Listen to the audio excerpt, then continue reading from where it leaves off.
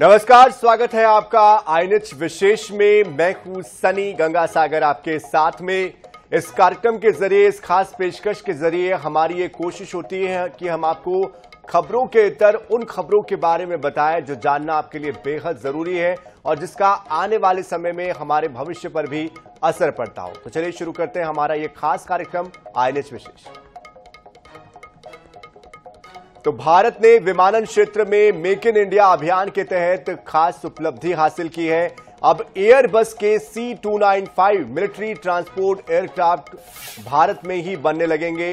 भारत के प्रधानमंत्री पीएम मोदी और स्पेन के पीएम पेड्रो सांचेज ने वडोदरा में टाटा एयरक्राफ्ट कॉम्प्लेक्स का शुभारंभ किया। प्लांट के उद्घाटन से पहले पीएम मोदी और सांचेज ने एयरपोर्ट से लेकर प्लांट तक लगभग 3 किलोमीटर का एक रोड शो भी किया। स्पेन के किसी पीएम का 18 सालों के बाद भारत का यह दौरा है। इस प्लांट की स्थापना टाटा एडवांस सिस्टम्स ने एयरबस स्पेन के साथ मिलकर की, यानी कि दोनों ही देशों का यह संयुक्त उपक्रम होगा। C295 कार्यक्रम के तहत कुल 56 विमान तैयार किए जाने हैं, जिनमें से 16 स्पेन से सीधे भारत के लिए डिलीवर किए जाएंगे। बचे हुए जो 40 विमान हैं वो भारत खुद बनाएगा, भारत में ही बनेंगे।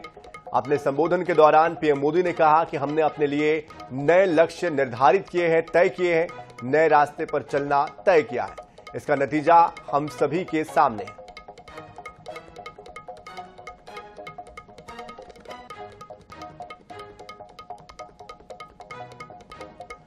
केंद्र सरकार की ओर से जनगणना कराए जाने को लेकर बड़ी जानकारी सामने आई है। सूत्रों के हवाले से यह बात निकल कर आ रही है कि देश में अगले साल से जनगणना शुरू हो सकती है। अगले साल यानी कि साल 2025 से यह जनगणना शुरू होगी, जो कि 2026 तक चलेगी। कोरोना महामारी के चलते 2021 में की जाने वाली जनगणना टालनी पड़ी थी, क्योंकि उस वक्त महामारी थी। बताया जा रहा है कि अब जनगणना का चक्र भी बदलेगा।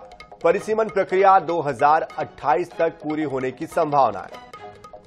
दरअसल कई विपक्षी दलों की तरफ से जातिगत जनगणना की मांग की जा रही है, लेकिन सरकार ने अभी इस बारे में फैसला नहीं लिया है। जानकारी के अनुसार जनगणना में धर्म और वर्ग पूछा जाता है।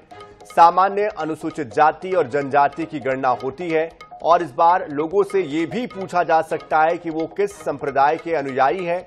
उदाहरण के तौर पर अगर समझा जाए तो कर्नाटक में सामान्य वर्ग में आने वाले लिंगायत खुद को अलग संप्रदाय के मानते हैं।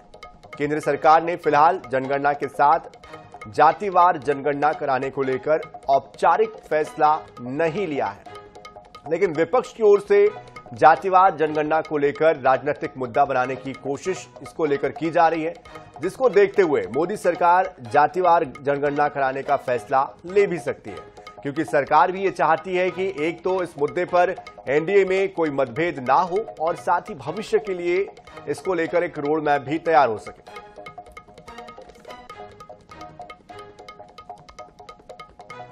तो हेल्थ को लेकर आजकल हर कोई अवेयर है और जागरूक है। हर कोई कोशिश करता है कि अपनी फिटनेस को वो फिट रखे, अपने आप को वो स्वस्थ रखे। और इसी कड़ी में भाजपा के सांसद तेजस्वी सूर्या ने भी एक खास रिकॉर्ड अपने नाम कर लिया है। तेजस्वी सूर्या ने आयरन मैन 17.3 चैलेंज को पूरा कर लिया है। क्या है ये चैलेंज? चैलेंज दरअसल एक ट्रायथलॉन है, एक तरीके का एक चुनौती है, जिसमें कि अलग अलग तरीके के 3 जो काम है वो आपको करने होते हैं, जिसमें कि तैराकी शामिल है। 2 किलोमीटर की तैराकी उन्होंने की है, 90 किलोमीटर की साइकिलिंग की है, 21 किलोमीटर की दौड़ भी उन्होंने की है। इस तरह से इस इवेंट में कुल मिलाकर 113 किलोमीटर की दूरी तय करनी होती है। एक टारगेट है जिसको कि 3 अलग अलग स्टेज में पूरा करना है। तेजस्वी ने ये तीनों सेगमेंट 8 घंटे 27 मिनट और 32 सेकंड में पूरे किए। हालांकि तेजस्वी सूर्या ने अपने सोशल मीडिया प्लेटफॉर्म एक्स पर इसके बारे में जानकारी देते हुए लिखा है कि ये किसी भी व्यक्ति के लिए सहन शक्ति, शारीरिक और मानसिक फिटनेस की अंतिम परीक्षा है। पिछले 4 महीने में मैंने अपनी फिटनेस में सुधार करने के लिए कड़ी ट्रेनिंग की है और बताकर मुझे खुशी हो रही है कि मैंने ये चुनौती पूरी कर ली है। पीएम मोदी ने तेजस्वी सूर्या के सोशल मीडिया प्लेटफॉर्म पर जो उन्होंने पोस्ट किया, उस पर उन्होंने लिखा है कि ये एक सराहनीय उपलब्धि है। मुझे यकीन है कि ये कई युवाओं को फिटनेस संबंधी गतिविधियों के लिए इंस्पायर करेगी।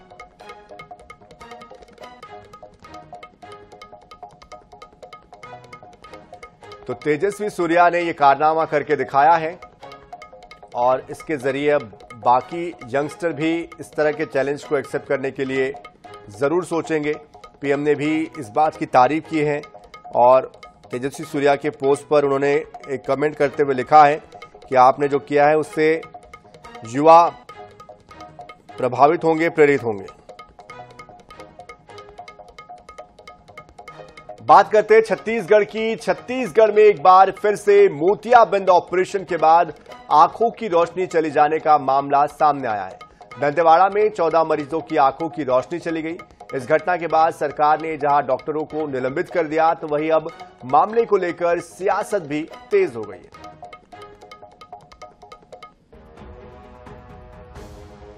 छत्तीसगढ़ के दंतेवाड़ा में मोतियाबिंद ऑपरेशन में लापरवाही का मामला सामने आया है, जिसके चलते 14 मरीजों की आंखों की रोशनी चली गई। कई मरीजों की स्थिति अब भी गंभीर है। कुछ मरीजों की आंखों का दोबारा से ऑपरेशन किया गया है, लेकिन आंखों की रोशनी वापस आने की गुंजाइश कम ही है। यही वजह है कि इस घटना के बाद सियासत तेज होती नजर आ रही है। कांग्रेस चिकित्सा प्रकोष्ठ के अध्यक्ष डॉक्टर राकेश गुप्ता अंबेडकर अस्पताल पहुंचे और डॉक्टरों से बातचीत कर वस्तुस्थिति के बारे में जानकारी ली। वहीं स्वास्थ्य मंत्री श्याम बिहारी जायसवाल ने भी पीड़ितों से मुलाकात की। कांग्रेस ने अब इस मामले में नकली दवाओं की सप्लाई को लेकर मोर्चा खोल दिया है। पीसीसी चीफ दीपक बैज और नेता प्रतिपक्ष डॉक्टर चरणदास महंत ने अमानक दवाओं की वजह से घटना होने की बात कही है। नेता प्रतिपक्ष डॉक्टर चरणदास महंत ने आरोप लगाया है कि प्रदेश में एक बार फिर से ड्रग माफिया सक्रिय है।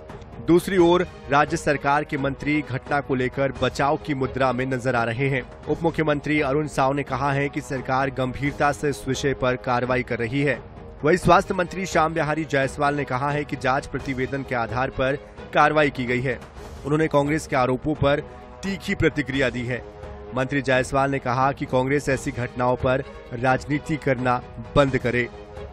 जिस तरह से दंतेवाड़ा घटना हुई, क्या ये भारतीय जनता पार्टी की सरकार जब जब आती है तो कभी गर्भाशय कांड, कभी तो आंख फोड़वा कांड, फिर दंतेवाड़ा का घटना सेम है, ये आंख फोड़वा कांड है। आखिर वहां के लोगों की आंख रोशनी अगर जा रही है, इसका जवाब सरकार को देना चाहिए। किसी को सस्पेंड करने से, किसी कार्रवाई करने से क्या उनकी आंख वापस आएगी? मंत्री ने अपने आप को बचाने के लिए, अपने अधिकारियों को बचाने के लिए जो पाया वो ने घोषणा कर दी कि यहाँ एक आदिवासी डॉक्टर को सस्पेंड कर दिया, 2 वहाँ कर्मियों को सस्पेंड कर दिया और ये बता दिया कि जहाँ ऑपरेशन किए थे वो थिएटर खराब था, वो चलता नहीं था। और इस तरह से उनने बातों को छिपाने की कोशिश की है, जबकि असली कारण ये है कि यहाँ नकली दवाइयाँ फिर से मिलने लगी हैं। देखिए, उसकी जांच होगी, जांच पर जो भी दोषी पाया जाएगा उस पर कार्यवाही होगी। प्रथम दृष्टया में डॉक्टर की लापरवाही प्रतीत हुआ। प्रदेश से जो राज्य स्तर के जांच अधिकारी गए हुए थे, उन्होंने अपना रिपोर्ट प्रतिवेदन भी कल पेश कर दिया है। उस आधार पर जो नेत्र विशेषज्ञ डॉक्टर हैं, उनके सहायक, नेत्र सहायक जो उनके ऑपरेशन में सहायक हैं, और ऑपरेशन थिएटर प्रभारी, इन तीनों को निलंबित कर दिया गया है। प्रदेश में मोतियाबिंद ऑपरेशन में लापरवाही का मामला सामने आने के बाद हेल्थ सिस्टम सवालों के घेरे में है। जिलों में स्वास्थ्य सुविधाओं को लेकर सवाल भी खड़े हो रहे हैं। उम्मीद ये भी है कि ऐसी घटनाओं की पुनरावृत्ति को रोकने के लिए सरकार गंभीर प्रयास जरूर करेगी। गौरव शर्मा, INS 24/7, रायपुर। हर साल 1 नवंबर को मध्य प्रदेश का स्थापना दिवस मनाया जाता है और इस साल मध्य प्रदेश स्थापना दिवस बड़े ही धूमधाम से मनाया जाएगा। इस बार 4 दिनों तक ये महोत्सव चलेगा। 30 अक्टूबर से 2 नवंबर तक राजधानी भोपाल में अलग अलग कार्यक्रमों का आयोजन किया जाएगा। हालांकि इसी बीच दिवाली का भी त्योहार मनाया जा रहा है। ऐसे में लोगों का इसको लेकर क्या मानना है, आपको बताते हैं। मध्य प्रदेश का 59वां स्थापना दिवस 4 दिनों तक पूरे उत्साह के साथ मनाया जाएगा। इस दौरान विभिन्न कार्यक्रम होंगे। वहीं 31 अक्टूबर को लाल परेड मैदान पर भारतीय सेना का बैंड भी अपनी प्रस्तुति देगा। वहीं इस दिन एयर शो की भी तैयारी है। 1 नवंबर को अमृत मध्य प्रदेश के अंतर्गत समवेत नृत्य नाटिका की प्रस्तुति होगी, तो 2 नवंबर को पूरे देश में गोवर्धन पूजा के कार्यक्रम होंगे। मध्य प्रदेश इस साल अपना 69वां स्थापना दिवस मनाने जा रहा है, जिसमें 30 अक्टूबर से लेकर 2 नवंबर तक अलग अलग कार्यक्रम आयोजित किए जाएंगे।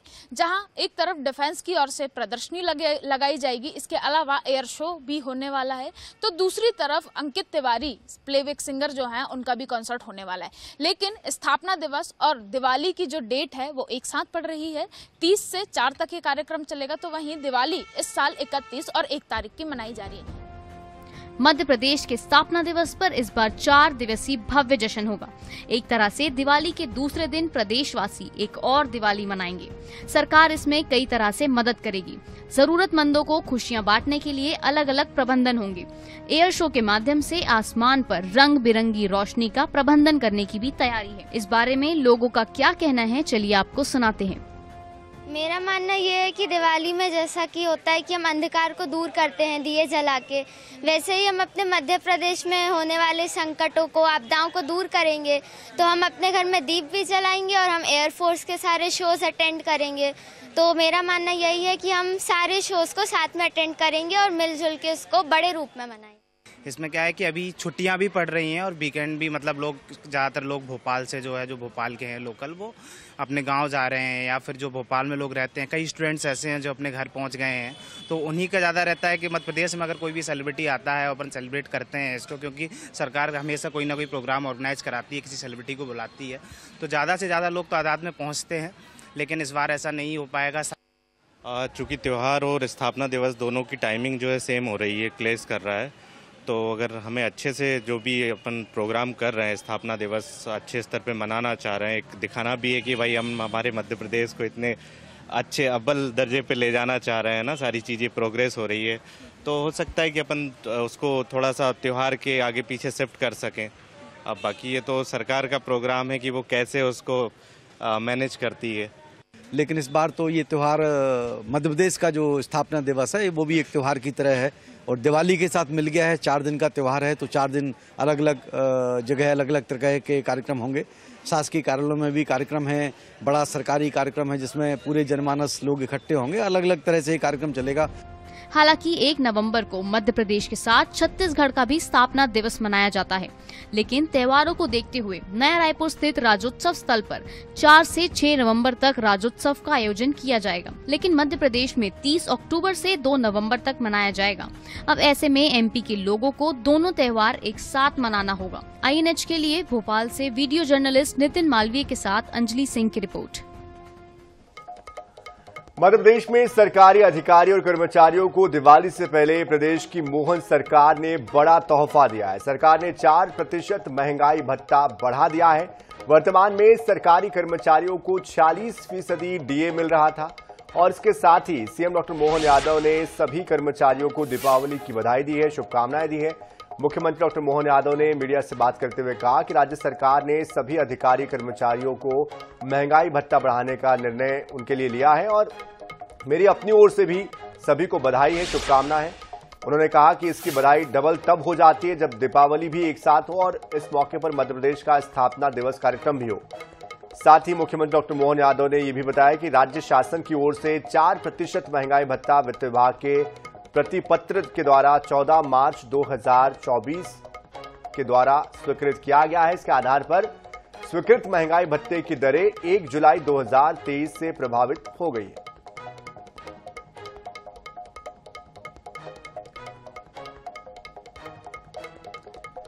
युवा कांग्रेस के राष्ट्रीय अध्यक्ष उदयभान चीब ने सेंट्रल जेल पहुंचकर विधायक देवेंद्र यादव से राजधानी रायपुर में मुलाकात की। बातचीत के दौरान उन्होंने कहा कि राज्य सरकार अब तक देवेंद्र के खिलाफ सबूत नहीं जुटा सकी है, वही अभी तक चालान भी पेश नहीं किया जा सका है। उन्होंने कहा कि इस मामले को युवा कांग्रेस देश भर में उठाएगी। देश भर के युवा कांग्रेस के कार्यकर्ता और नेता देवेंद्र यादव के साथ खड़े हैं।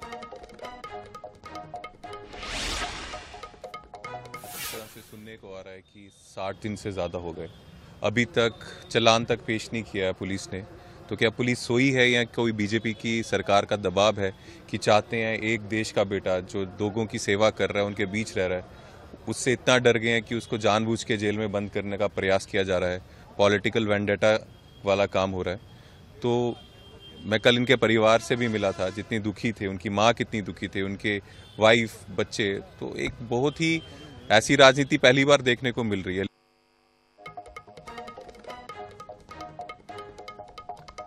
रायपुर दक्षिण विधानसभा से भाजपा प्रत्याशी सुनील सोनी ने वायरल वीडियो को लेकर कांग्रेस पर जोरदार हमला बोला है। उन्होंने कहा है कि एडिटेड वीडियो वायरल कर उनकी छवि को खराब करने की कोशिश की जा रही है। उन्होंने इस मामले में एफआईआर दर्ज कराने की बात भी कही है। उन्होंने कांग्रेस पर सांप्रदायिक सद्भाव बिगाड़ने का आरोप लगाया। सुनील सोनी ने कांग्रेस से 5 साल के शासनकाल में किए गए काम के लेकर बात की और कहा कि लोगों के सामने 5 साल के अपने काम को रखें और चुनौती पेश करें।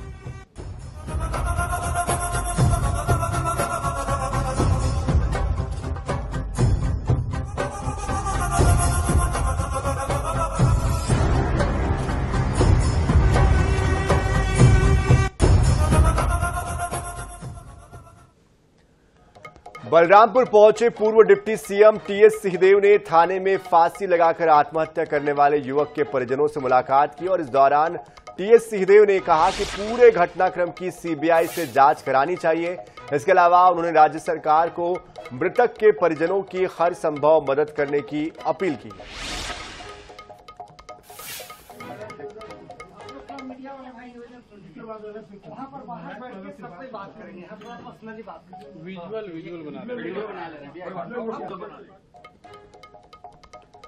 छत्तीसगढ़ के बलरामपुर पहुंचे पूर्व डिप्टी सीएम टीएस सिंहदेव ने सूरजपुर में कुलदीप साहू के ठिकानों पर सुबह हुई बुलडोजर की कार्यवाही को लेकर इसे गलत बताया।